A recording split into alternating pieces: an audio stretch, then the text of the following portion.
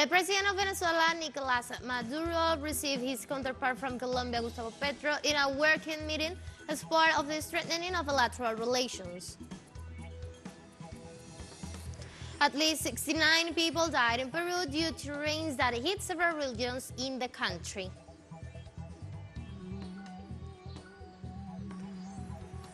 The French flagged the streets as nationwide mass demonstrations range against pension reform forced by the government of President Emmanuel Macron.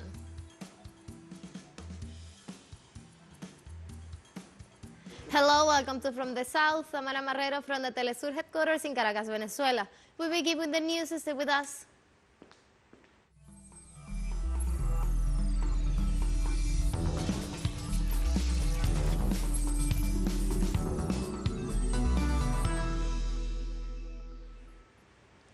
The president of Venezuela, Nicolas Maduro, received his counterpart from Colombia, Gustavo Petro, in a working meeting as part of the strengthening of bilateral relations.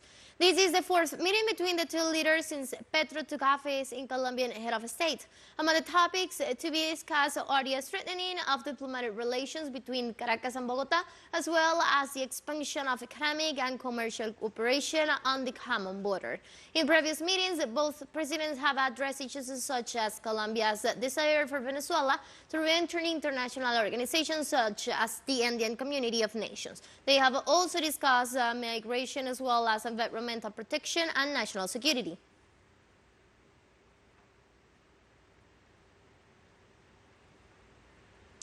Bolivian President Luis Arce proposed a new chapter of bilateral relations to the government of Chile in order to address historical issues, including his country's right to sea access.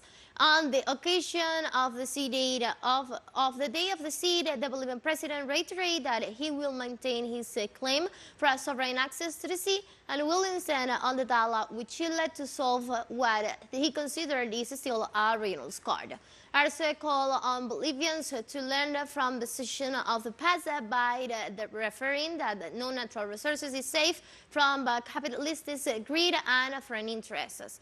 By the virtue of the 1904, the Bolivia is to be a coastal country and lost greater mineral wealth, including the Atacama Desert, which is currently used for the production of hydrogen-based energy that surpassed the development and privatization of Chile. Chile has unilaterally privatized most of its ports, delegating the fulfillment of its commitments to private companies that profit from the Bolivian sea isolation. Bolivia rejects the concessions made to private companies in the ports, granting them the possibility of imposing tariffs, procedures, and conditions that hinder, delay, and increase the cost of the transit of our goods. We call on Chile to comply with these commitments to free transit and allow Bolivia to operate our own freight under conditions that prioritize the easing of trade rather than the profit of a few companies. The Bolivian president also said that the countries with lithium are willing to design a strategy in favor of their people.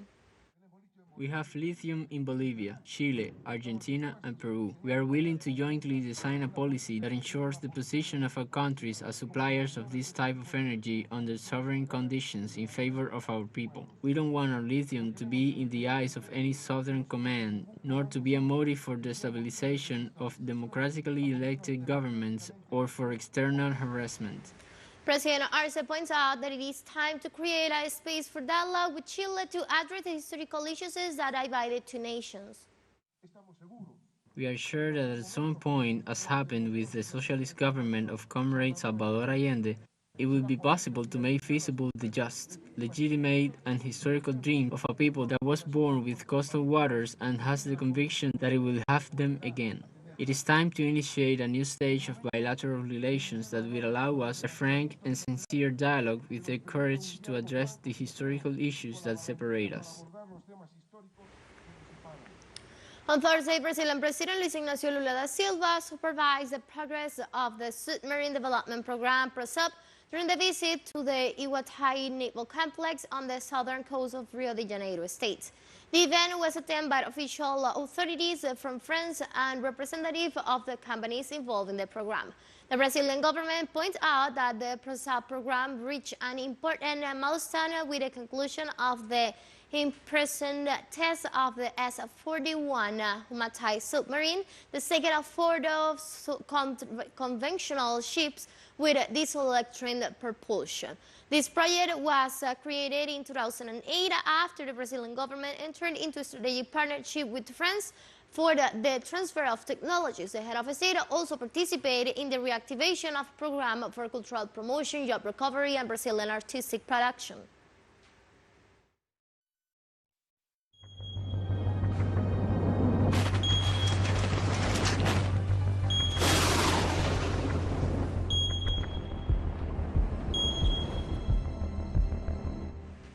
At least 69 people died in Peru due to the rains that hit several regions in the country. The National Institute of Civil Defense said more than 80,000 people have been affected by the rains, while 1,666 homes have been destroyed, 2,510 inhabitable, and more than 31,000 partially damaged. The entity also stated that search and rescue efforts continue as 5 people are still reported missing. Authorities declared a disaster alert in several areas due to the damage caused by the rains. Peru is facing disaster in several areas of the country, also more severely in the northern coast as a result of torrential rains that cause floods and landslides over the populated areas. Now, this has happened to me, and the rest of the neighbors are also in the same limbo. What is going to happen? It could happen now or later, but everyone is in danger, and that is why I would like them to give us a piece of land. I really feel very saddened by everything that is happening. Neighbors have passed away, sadly, and I'm worried about the situation for us now. What are we going to do? We can stay at home either. The World Health Organization warned of a possible cholera outbreak following the passage of Cyclone Freddy through several African countries. The organization's regional director for Africa, Rebecca Moetti, informed about the increased risk of cholera due to the passage of Freddy through Malawi, Madagascar, and Mozambique. Moetti said Malawi have been already fighting the disease with a death toll of more than 1,700 in that country. Cyclone Freddy left more than 1.4 million people affected in the 3 countries. Let's take a very short break now, but remember you can now follow us on our TikTok account as teleSUR English, in which you will be able to see news in different formats, news updates, and more. Stay tuned for more news.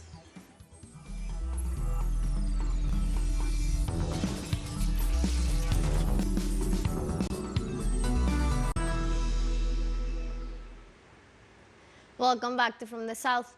In France, the 9th day of mass demonstrations against the Liberal President Emmanuel Macron's unpopular pension reform on Thursday left 123 policemen injured and 80 people arrested. Paris and other cities report riots during the demonstrations that were largely peaceful. Protesters blocked train stations, Paris Charles de Gaulle Airport, and refineries. The wave of protests increased on Thursday after the president gave a 35-minute interview to the country's 2 main television channels, TF1 and the Public France 2, on the project that seeks to delay retirement age from 62 to 64 by 2030 and to bring forward to 2027 the demand to pay 43 years instead of 42 in order to have a full pension. Yes, of course, we have to continue. So there are new people, there are new faces. Our comrades are tired, but they are still there, still as determined. Certainly more so since the 49.3, which made everyone angry and yesterday added another layer. I think that the only way to get out of this movement is from the top. The responsibility is in the government's camp. It must take a step in the direction of the social movement. We have a completely illegitimate government, which is almost defeated, which is already on its knees. So the energy is there. We know we're going to win. The government no longer has any strength, so we know we're going to win. There is no need to look for energy. We have it. The Italian Coast Guard showed a boat on Thursday rescue another boat carrying more than they say are 285 migrants in the eastern 90 miles of the Calabria coast. Authorities of the Interior Ministry estimated that more than 20,000 migrants have landed in Italy's shores so far this year, compared to around 6,000 in the same period in 2022 and 2021. On Tuesday, the Italian Premier Giorgia Meloni again demanded the European Union to intervene to prevent her country's coast from becoming what she called migrant cemetery or Europe's refugee camp. The Meloni administration has demanded the European community to increase cooperation with African nations and elevate the control of the central Mediterranean road.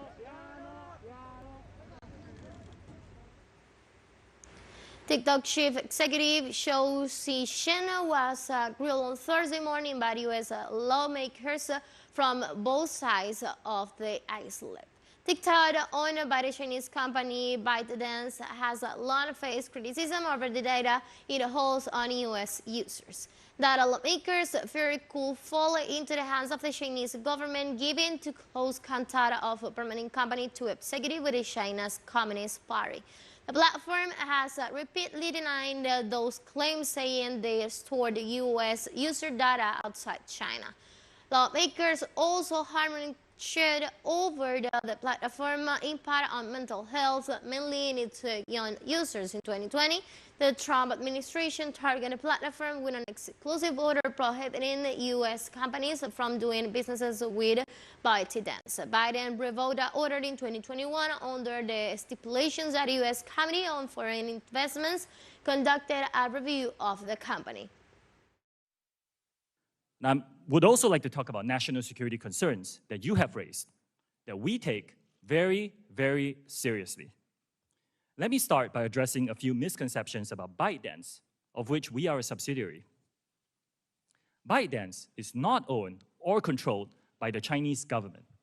It's a private company. We believe what's needed are clear, transparent rules that apply broadly to all tech companies. Ownership is not at the core of addressing these concerns.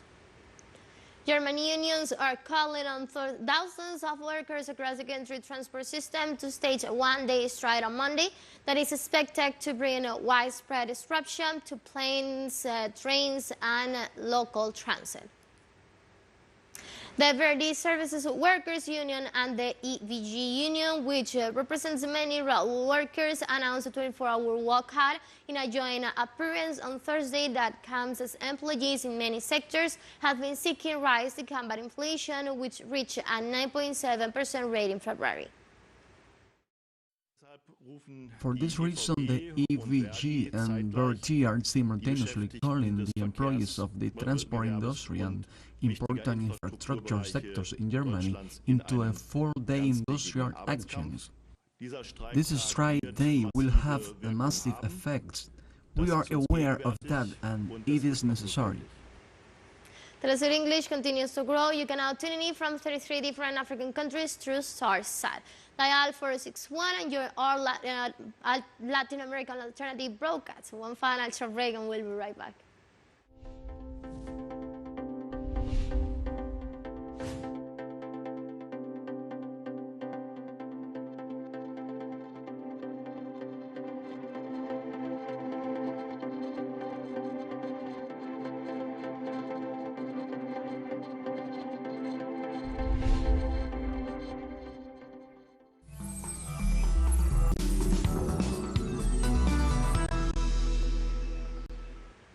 Welcome back. Transgender women will no longer be allowed to compete in female track and field events regardless of their levels of testosterone. The decision was announced by the World Athletics President Sebastian Coe at a press conference after a meeting of the Global Tracks and Fields Federation's decision-making body. Coe informed that as of next April, no transgender athletes who have gone through male puberty will be permitted to compete in a female world ranking competition. The Athletics Council has today taken the decisive action to protect the female category in our sport, and to do so by restricting the participation of transgender and DSD athletes. The majority of those consulted stated that transgender athletes should not be competing in the female category. Many believe there is insufficient evidence that trans women do not retain advantage over biological women, and more evidence than any physical advantages have been ameliorated before they are willing to consider an option for inclusion into the female category.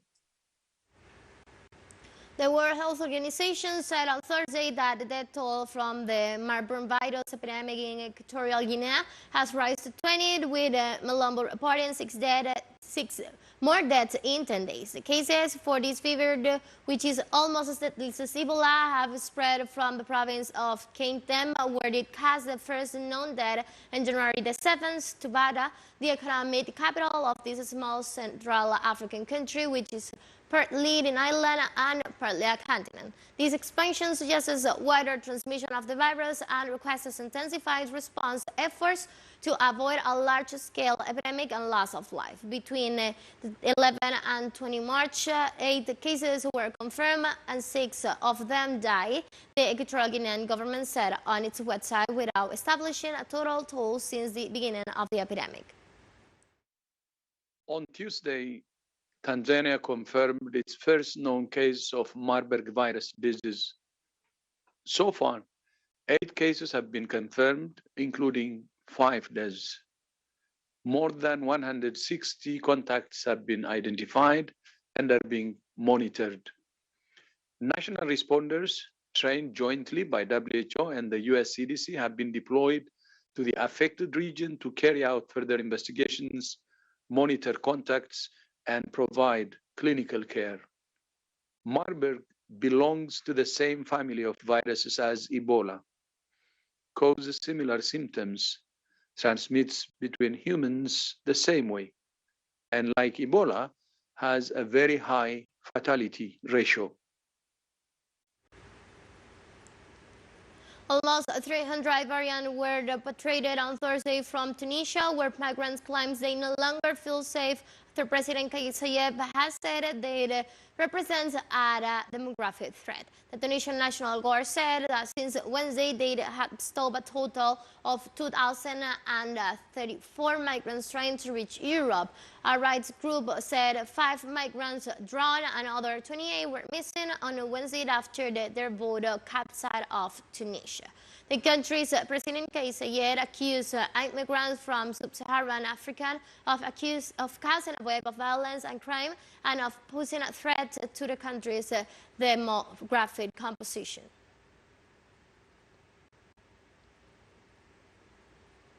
South African President Cyril Ramaphosa welcomes Belgian King Philip and Queen Matilda on the capital, Pretoria. Ramaphosa emphasized the role played by Belgium in backing the World Health Organization's mRNA Technology Transfers Hub initiative, established in South Africa to improve Africa's access to vaccines and therapeutics. The African leader also praised Belgium's donation of about 10 million doses of vaccines during the pandemic, with a significant proportion going to African countries. The Belgian monarchs are expected to engage with South Africa's businesses, academic, and social society in Johannesburg and Cape Town over the next few days and visit historical and cultural sites.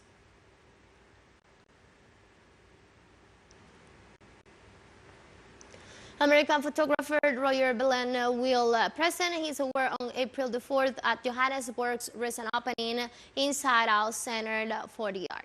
The display's title, Land of the Game, is the first to be housed in the Balance Exhibition Center in an affluent suburb of the South African capital, with the show Balance seeks to highlight the distribution's ties between man and nature, focusing on the golden age of African hunting and the end of the 19th century period, when the art is considered a problem began in the biting confliction on the human psychology. The photographer hopes to space will help enhance Johannesburg cultural science and become a stop for tourism passage through the city on their way to the big game park.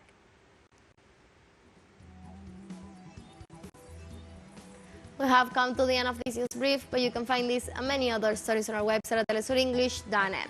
You can also seguirnos on our socials. We're on Facebook, Twitter, and on Instagram as well. For TeleSUR English, I'm from the South, I'm Ana Marrero, and thank you for watching.